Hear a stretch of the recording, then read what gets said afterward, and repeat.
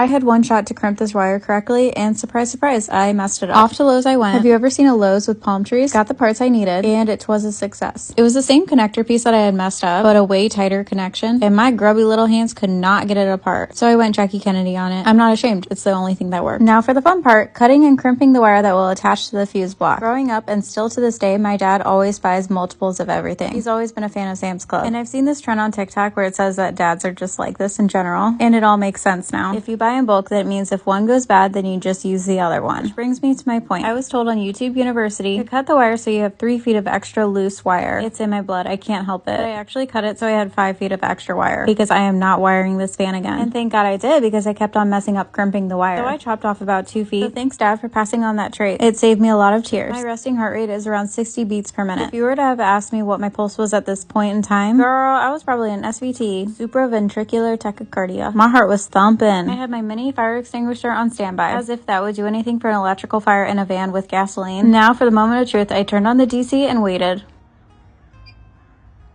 That beep was music to my ears. I ran over to the fan so quickly, and booyah, we got power. The only time I have ever smiled this big was on my wedding day. It's pulling about 30 watts at medium speed. I call that a win.